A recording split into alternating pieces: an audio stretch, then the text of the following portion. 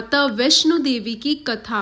जम्मू में स्थित माता वैष्णो देवी की महिमा अपरंपार है। जो भक्त अपनी मुरादें लेकर मैया के दरबार में पहुंचते हैं, भक्त वत्सला माता अपने भक्तों को पुत्रवत स्नेह करती है, मुरादें पूरी करती है। कोई भी भक्त माँ के दरबार में पहुंचने के बाद निराश नहीं लौटा है। माता वैष्णो देवी त्रिकुट पर्वत पर महाकाली, महालक्ष्मी, महासरस्वती की 3 पिंडियों के रूप में विराजमान है, जहाँ प्रति वर्ष कई लाख श्रद्धालु दर्शन हेतु कठिन चढ़ाई चढ़कर आते हैं। पृथ्वी पर अनेकों बार असुरों के अत्याचार हुए और उनके अत्याचारों के बोझ से जब पृथ्वी धंसने लगी, तब महाशक्तियों के रूप में देवी भगवती अवतरित हुई तथा दुष्टों को संहार करके पृथ्वी को भार मुक्त किया। एक बार महालक्ष्मी, महाकाली, महासरस्वती ने त्रेता युग में दैव्यों के अत्याचार का अंत करने के लिए और संत जनों की रक्षा करने के लिए अपने सम्मिलित तेज से एक दिव्य शक्ति को उत्पन्न करने का निश्चय किया। उनके नेत्रों से निकली दिव्य ज्योति से उसी समय एक दिव्य कन्या प्रकट हुई। उसके हाथ में त्रिशूल था और शेर पर सवार थी। उस कन्या ने तीनों महाशक्तियों की ओर देखकर कहा, हे महाशक्तियों, आपने मुझे क्यों उत्पन्न किया? मेरी उत्पत्ति का क्या प्रयोजन है? कृपा करके मुझे बताएं। तब 3 महादेवियों ने कहा, हे कन्या, धर्म की रक्षा, अधर्म का नाश करने के लिए तुम्हें उत्पन्न किया। अब तुम हमारी आज्ञा मानकर दक्षिण भारत में रत्नाकर सागर के घर पर पुत्री के रूप में जन्म लो। वहां तुम भगवान विष्णु के अंश से उत्पन्न होगी। आत्म प्रेरणा से धर्म हित का कार्य करोगी। महादेवियों की आज्ञा शिरोधार्य कर वे दिव्य कन्या उसी क्षण प्रस्थान करके रत्नाकर के घर गई और उनकी पुत्री के रूप में रत्नाकर सागर की स्त्री के घर में स्थित हो गई। समय अनुसार कन्या की उत्पत्ति हुई। उस कन्या का मुखमंडल सूर्य के समान अद्भुत आभा से आलोकित हो रहा था। रत्नाकर सागर ने उस कन्या का नाम त्रिकुटा रखा। थोड़े ही दिनों में त्रिकुटा ने अपनी दिव्य शक्तियों से ऋषि मुनियों को अपनी ओर आकर्षित कर लिया, अर्थात ऋषि जन उसे दिव्य अवतार मानने लगे। इस तरह कुछ और दिन बीत जाने के बाद त्रिकुटा ने अपने माता पिता से आज्ञा प्राप्त कर तप करने हेतु समुद्र तट पर चली गई। वहां गेरुआ वस्त्र धारण करके छोटी सी कुटिया बनाकर रहने लगी।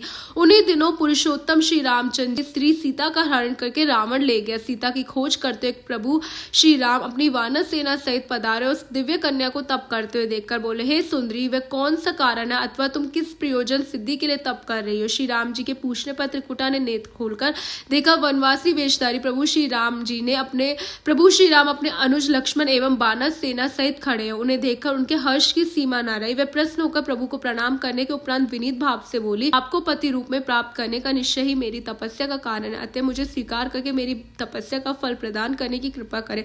तब भगवान श्री राम जी ने कहा, हे सुमुखी, इस अवतार में मैंने पत्नी व्रत होने का निश्चय किया है। इस जन्म में तुम्हारी अभिलाषा नहीं पूर्ण कर सकता, किंतु मुझे प्राप्त करने का उद्देश्य से तुम कठिन तप किया है, इसलिए तुम्हें वचन देता हूँ कि सीता सहित लंका से लौटते समय मैं तुम्हारे सामने वेश बदल कर आऊंगा। यदि उस समय तुमने मुझे पहचान लिया तो मैं तुम्हें ग्रहण कर लूंगा। उसके बाद प्रभु श्री राम जी अपनी सेना सहित लंका की ओर प्रस्थान कर गए।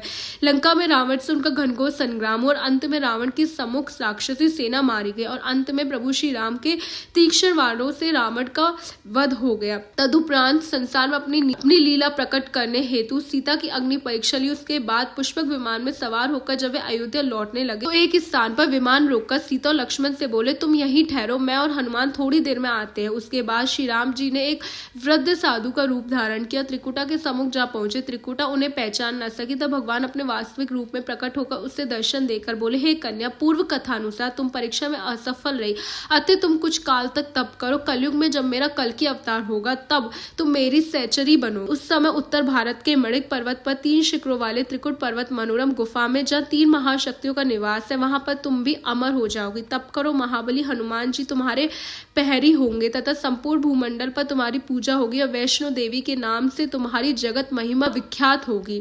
कहा जाता है कि त्रेता युग से ही वैष्णो देवी सुंदर गुफा में विराजमान है, जो 3 महादेवियों के दिव्य तेज से प्रकट होकर संसारिक प्राणियों को अपने आशीर्वाद और कृपा प्रसाद से निरंतर उनकी झोलियां भरती आ रही है। युग परिवर्तन होने के साथ साथ देवी ने अपनी अनेक लीलाएं भूमंडल पर प्रकट की। उनकी लीलाओं से अनेक कथाओं का जन्म हुआ। देवी की जो कथा जिस स्थान पर जिस रूप से प्रचलित हुई, उस स्थान पर उसी रूप में पूजा की जाने लगी। कलयुग में माता वैष्णो देवी की लीला के आधार पर जो कथा प्रकट हुई है वह इस प्रकार है। कटरा कुछ किलोमीटर के अंतराल हंसाली नामक एक गांव है, जहां लगभग कुछ वर्ष पूर्व एक श्रीधर नामक ब्राह्मण हुआ जो माता के परम भक्त थे।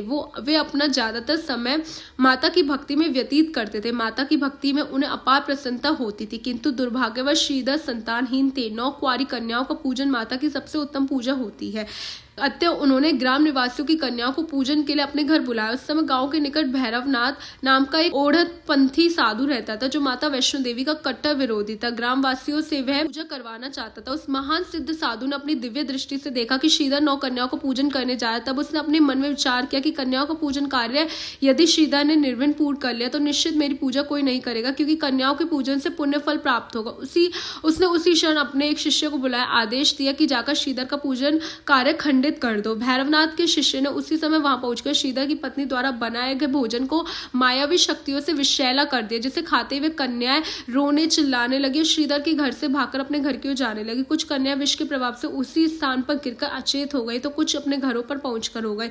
यह दृश्य देखकर भक्त श्रीधर तथा उसकी पत्नी की आंखों से आंसू आने लगे। उधर भैरवनाथ के शिष्य ने गांव में घूम घूम कर प्रचारित करना आरंभ किया, देखो देखो, अपनी खुली आंखों से देखो, श्रीधर की करनी देखो। इसने पूजन के लिए जिन कन्याओं को अपने घर पर आमंत्रित किया था, उन कन्याओं को भोजन में विष मिलाकर दिया। खुद को देवी की पुजारी और खुद को देवी का पुजारी कहता फिरता है। कैसा है पुजारी और इसकी देवी? इस तरह वे देवी के भक्त श्रीधर का दुष्प्रचार करने लगा, जिसे सुनकर गांव क्रोधित भी हुए। देवी को महिमाहीन सिद्ध करना ही भैरवनाथ का मुख्य उद्देश्य था। दूसरी पूजा अपूर्ण रह जाने के कारण पंडित श्रीधर अत्यंत दुखी मन से अपने घर में स्थापित माता की मूर्ति के सामने जाकर गिर पड़े, रो रो कर कहने लगे, हे माता, सदैव सच्चे मन से आपकी पूजा आराधना की है, फिर आज मेरे साथ ऐसा अन्याय क्यों हो रहा है? मैंने भोजन में विष नहीं मिलाया, फिर भोजन विषयुक्त कैसे हो गया? इस प्रकार मां के चरणों में शीश रखकर वह रोने लगा।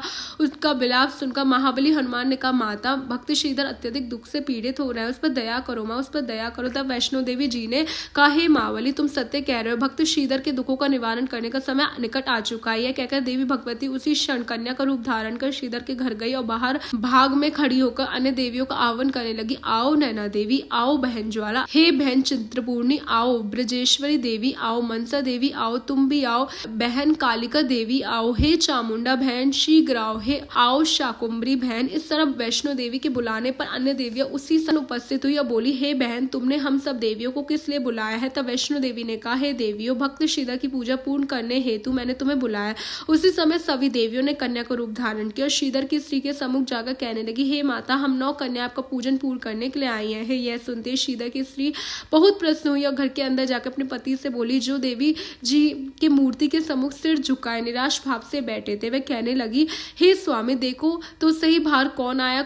उनके पूछते हुए 9 कन्याओं के रूप में बाहर खड़ी देवियां अंदर आ गए। श्रीधर से बोली, हम आए हैं आपका पूजन पूर्ण करने। श्रीधर के प्रश्न का उत्तर स्वयं वैष्णो देवी ने मुस्कुरा कर दिया। उनके मुखमंडल पर विद्यमान अद्भुत तेज को देखकर श्रीधर के आश्चर्य की सीमा न रही। उन्होंने उस गांव में इन कन्याओं को पहले कभी नहीं देखा था। अत्य आश्चर्य व्यक्त करते हुए बोला, हे माताओं, मैंने आप लोगों को पहले कभी इस गांव में नहीं देखा। माताओं, आप माताओं किससे कह रहे हो? यह कहकर कन्या रूपी वैष्णो देवी हंसने लगी। उनके साथ अन्य देवियां भी हंसने लगी।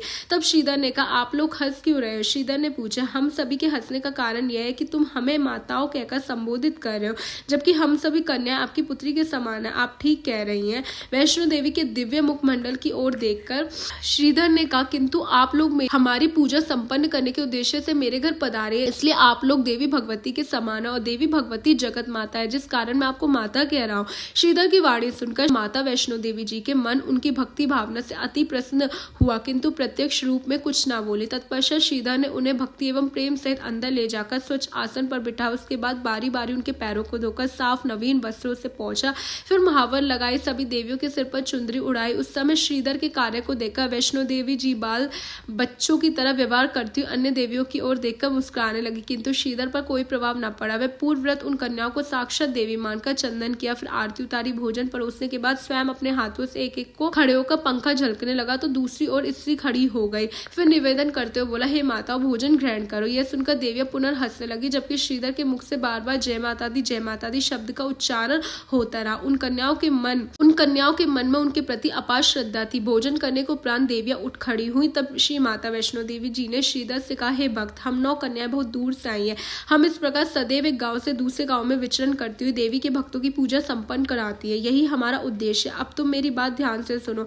तुम अपने गांव तथा आसपास के अन्य गांवों में जाकर यह संदेश दे दो कि कल हमारे घर भंडारे का आयोजन और आप सभी सब परिवार सहित भंडारे में अवश्य पधारे। भंडारे के समय स्वयं उपस्थित रहूंगी और भैरवनाथ को अवश्य निमंत्रण करना। यह कहकर दिव्य कन्या चली गई। उसके जाने के बाद श्रीधर चिंता में डूब गया तथा विचार करने लगा कि दिव्य कन्या ने विशाल भंडारे का आयोजन करने को कहा है, कैसे करूंगा विशाल भंडारे का आयोजन? मेरे पास तो फूटी कौड़ी भी नहीं है, न लोगों को बिठाने के लिए घर में स्थान बनाना, कैसे होगा ये सब।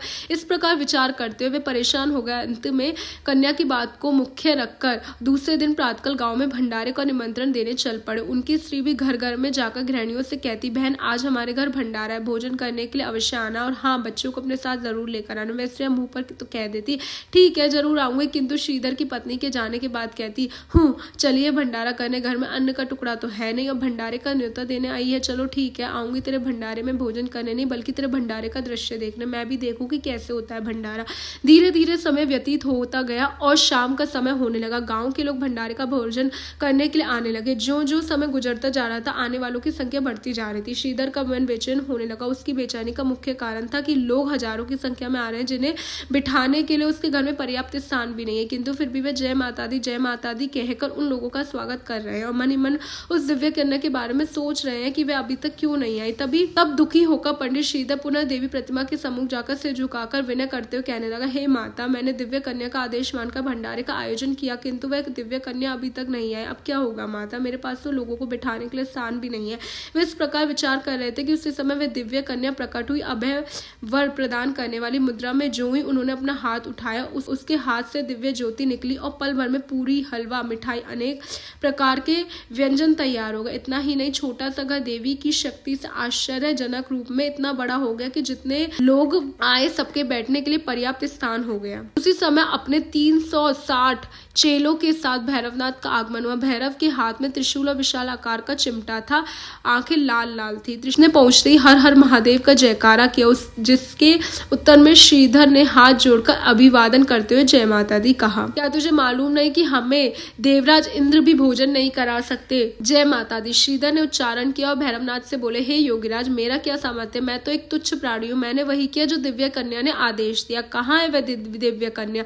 मैं उसका दर्शन करना चाहता हूँ, देखना चाहता हूँ कौन है और कहाँ से आई है। उसी समय उस दिव्य कन्या ने भैरवनाथ को संबोधित करते हुए कहा, मैं यहाँ हूँ भैरवनाथ। कन्या को देखकर योगी भैरवनाथ ने कहा, यही है वह दिव्य कन्या जिसके कहने पर तुमने भंडारे का आयोजन किया? हाँ महाराज, श्रीधर ने उत्तर दिया तथा निवेदन करते हुए कहा कि अब आप अपने शिष्यों सहित कुटिया के अंदर पधारे। सुनते भैरवनाथ ठठाकर हंसने लगा, उसके साथ चेले भी हंसने लगे। तत्पश्चात अहंकारयुक्त वाणी में भैरवनाथ ने कहा, हे श्रीधर, तेरी इस छोटी सी कुटिया में हमारे बैठने के लिए स्थान ही नहीं है, सो हम अंदर चलकर अपने चेलों सहित कहाँ बैठेंगे? तब कन्या रूपी देवी ने कहा, सब प्रबंध हो जाएगा। यह सुनकर भैरवनाथ अपने चेलों सहित श्रीधर की कुटिया में प्रविष्ट हुआ और उस समय उसे महान आश्चर्य हुआ जब उसके सभी चेले आराम से बैठ गए, फिर भी जगह शेष बची। तब उसने अपने मन में विचार किया कि अवश्य ये कन्या कोई दिव्य शक्ति है। उसकी वास्तविकता जानने के लिए भैरवनाथ अपने स्थान से चलकर कन्या के निकट पहुंचा, घूरता हुआ बोला, हे कन्या, यहाँ आए हुए सभी जनों को उनकी इच्छा अनुसार भोजन मिला, क्या तू मेरी इच्छा की पूर्ति करेगी? भैरवनाथ के मन की बात जानकर देवी ने कहा, तुम्हें क्या चाहिए योगीराज? कन्या के पूछने पर भैरवनाथ ने कहा, मैं अघोर पंथी साधु हूँ, मांस मदिरा मेरा प्रिय भोजन है। भैरवनाथ के वचन सुनने पर देवी ने शांत स्वर में कहा, हे भैरव, यह एक ब्राह्मण के घर का भंडारा है, यहाँ ऐसी वस्तुओं की अपेक्षा करना सर्वदा अनुचित है, मांस मदिरा का नाम लेना भी पाप है। सुनते ही भैरव क्रोधित हो उठा और कन्या का हाथ पकड़ना चाहा। वह कन्या उसका हाथ छुड़ाकर अंतर्ध्यान हो गई। कहाँ गई वह कन्या? वह उसे इधर उधर देखने लगा, किंतु वह कहीं नहीं दिखाई दी। तब उसे योग विद्या के बल से देखा, वह अद्भुत कन्या पवन रूप होकर त्रिकुट पर्वत की ओर जा रही है। भैरव अपनी योग शक्ति से उस कन्या का पीछा करने लगा। देवी के पहरी श्री महाबली थे। लांगुर वीर को माघ में एक स्थान पर प्यास लगी, तब महाशक्ति ने पत्थर में बाण मारकर जल की धारा प्रकट की और अपने वीर की प्यास बुझाई तथा स्वयं अपने केश धोकर तवारे, इसलिए वह स्थान बाण गंगा के नाम से प्रसिद्ध हुआ। केश धोने के कारण लोग इसे बाल गंगा भी कहते हैं। वहां से देवी ने पुनर्प्रस्थान किया और कुछ दूर जाने के पश्चात एक स्थान पर रुकी, यह देखने के लिए भैरवनाथ अब भी मेरे पीछे तो नहीं आ रहा। जिस पत्थर शिला पर देवी ने पल भर के लिए विश्राम किया, उस पत्थर पर उनके चरणों के चिन्ह अंकित हो गए। वह स्थान बाद में चरण पादुका के नाम से विख्यात हुआ। वहां से चलकर वैष्णो देवी गर्भजून गुफा के निकट पहुंची और वहां पर निवास करने तपस्वी को दर्शन देकर बोली, हे तपोधन, इस गुफा में मैं थोड़ी देर विश्राम करूंगी, यदि कोई आकर मेरे विषय में तुमसे पूछे तो तुम कुछ भी मत बताना। यह कहकर देवी गुफा में प्रविष्ट हो गई। महाबली हनुमान वही एक वृक्ष की शाखा पर बैठ गए। उसका उधर कन्या का दर्शन हुए। पंडित श्रीधर का दूसरा दिन था। दर्शन न मिलने के कारण क्षण प्रतिक्षण उनके हृदय की वेदना बढ़ती चली गई। उन्होंने अन्न जल त्याग दिया और देवी की मूर्ति के सम्मुख जाकर बैठ गए। भोजन न करने से उनकी शक्ति क्षीण हो गई। कब तक प्राणी अंचल के बिना जीवित रह सकता है? उनकी दशा देखकर उनकी पत्नी भी विहल हो गई। उसने बहुत प्रयास किया कि कुछ खा पी ले, किंतु देवी का दर्शन करने की हट थाने श्रीधर उसी प्रकार अपने निश्चय पर अटल रहे और अंत में अद्र मूर्छित होकर गिर पड़े। मूर्छित अवस्था में उन्हें ऐसा आभास हुआ जैसे कोई सिर पर हाथ फेर रहा है। कोमल स्पर्श पाते श्रीधर ने आंखें खोल दी और देखा साक्षात देवी अष्टभुजा रूप में सिंह पर आरूढ़ होकर सम्मुख खड़ी है। उनके हाथों में शंख, चक्र, गदा, त्रिशूल, पद्म आदि आयुष शोभायमान हो रहे हैं। गले में रक्त पुष्प की माला है, पैरों में रक्त महावर, कानों में कुंडल अत्यधिक शोभा पा रहे हैं। अभयवर मुद्रा देवी का साक्षात दर्शन पाकर श्रीधर अपने जीवन को धन्य समझने लगा। तत्पश्चात मैया के चरणों में शीश झुकाकर स्तुति करते हुए कहने लगा, हे माता, मैं अज्ञानी और महामूर्ख संसारिक प्राणी हूँ। आपकी पूजा और जप तप करने का मुझे कोई ज्ञान नहीं है। तब देवी ने प्रश्न होकर कहा, हे पुत्र, अन्न और जल त्याग कर कभी भजन पूजन नहीं होता। भजन पूजन के लिए केवल सच्ची भक्ति और पूर्ण श्रद्धा की आवश्यकता है। आज मैं तुमसे अत्यंत प्रसन्न हूँ। उठो, मेरे साथ चलो, मैं तुम्हें अपने दिव्य धाम के दर्शन कराती हूँ। उस समय मूर्छित श्रीधर के शरीर से उसकी दिव्य काया निकलकर हाथ जोड़े देवी के पीछे पीछे चली, ऐसे जैसे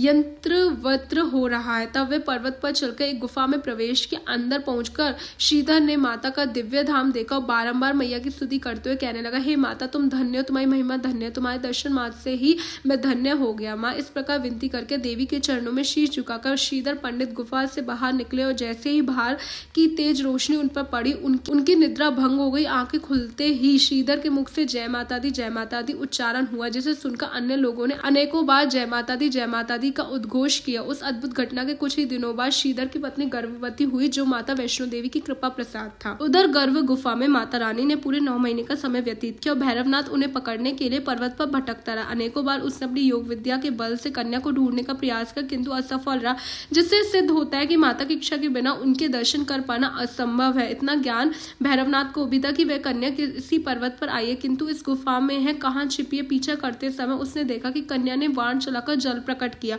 उसके बाद वहां से चलकर आगे जाकर खड़ी हुई, जहां उसके चरणों के निशान अंकित हुए। तदुपरांत वहां से चलकर वे पर्वत की ऊंचाई पर पहुंची। जब भैरव पर्वत की ऊंचाई पर पहुंचा तो कन्या उसे कहीं भी दिखाई ना दी, किंतु उसकी जिज्ञासा इतनी प्रबल थी कि कन्या को वह निरंतर ढूंढता रहा। जब 9 माह गर्भ गुफा में पूर्ण हो गए तो एक दिन ढूंढते ढूंढते भैरवनाथ उस गुफा के निकट पहुंचा और एक तपस्वी साधु को देखकर पूछा, यहाँ कोई कन्या आई है जिसे मैं 9 माह से ढूंढ रहा हूँ, वह इसी पर्वत पर कहीं छिपी हुई है। उसी समय भैरव की दृष्टि उस छोटी सी गुफा के द्वार पर पड़ी। तब उसने गुफा में घुसने की चेष्टा की।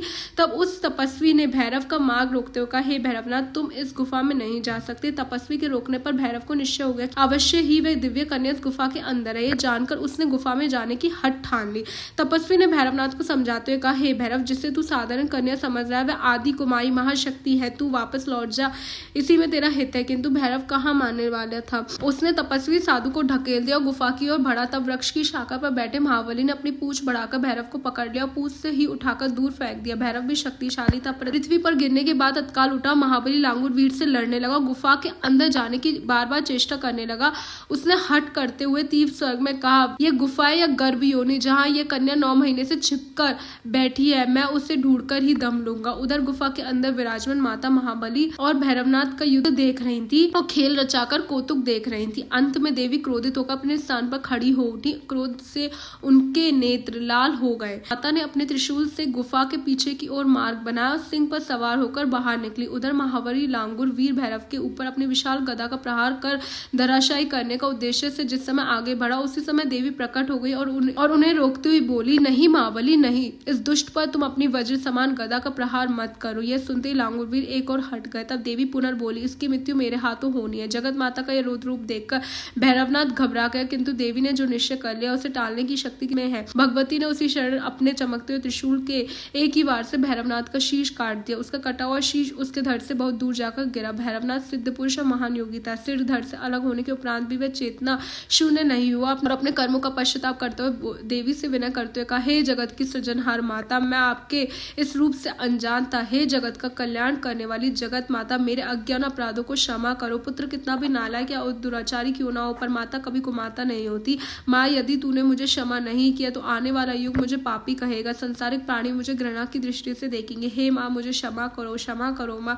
भैरव ने विनीत होकर बार बार देवी भगवती को माँ कहकर पुकारा। ममतामयी देवी ममता का कोमल हृदय उसकी कतार करना पुकार से द्रवित हो गई। तब भैरवनाथ को वर देकर बोली, हे भैरव, बारंबार मुझे माँ कहकर पुकारा, इसी से तेरे सारे पाप नष्ट हो जाते हैं और तू मोक्ष का अधिकारी हुआ। मैं तुझे ये वर देती हूँ कि मेरी पूजा के बाद तेरी भी पूजा हुआ करेगी। जो प्राणी मेरी पूजा करने के बाद तेरे दर्शन करेगा उनकी समस्त मनोकामनाएं पूरी होंगी, तथा जो तुम्हारे दर्शन नहीं करेगा मात्र ही मेरे दर्शन करके लौट जाएगा, उनकी पूजा अपूर्ण रह जाएगी। हे माता के भक्तों, जिस स्थान पर वैष्णो माँ के तीक्ष्ण त्रिशूल से कटकर भैरवनाथ का शीश गिरा, उसी स्थान पर भैरव मंदिर का निर्माण हुआ है। श्रद्धालु जन मैया और का दर्शन करने के उपरांत भैरव के दर्शन करने हेतु अवश्य जाते हैं। के दिव्य धाम की यात्रा पंडित श्रीधर ने स्वप्न में किया था। उसी दिन से वे माता के दरबार में पहुंचने का प्रयास करने लगे। स्वप्न में देखे मार्ग के अनुसार वे त्रिकुट पर्वत की चढ़ाई चढ़ते गए। जहाँ मार्ग भूलते लगे, उस स्थान पर खड़े होकर स्वप्न का दृश्य याद करते। इस तरह वे माता के दरबार तक जा पहुंचे। गुफा मार्ग से प्रवेश करके उस स्थान पर गए जहां माता पिंडी रूप में विराजमान थी। उनका दर्शन कर उन्होंने अपना जीवन सार्थक किया। माता की सेवा, आरती एवं नित्य वंदना से श्रीधर को माता का कृपा प्रसाद प्राप्त हुआ। माता ने साक्षात श्रीधर को अपना दर्शन देकर तदाचार सुंदर, सुशील एवं ज्ञानी पुत्रों का वरदान देकर अंतर्ध्यान हो गई। बोलो जय माता दी, बोलो माता रानी की जय। जय माता दी, जय माता।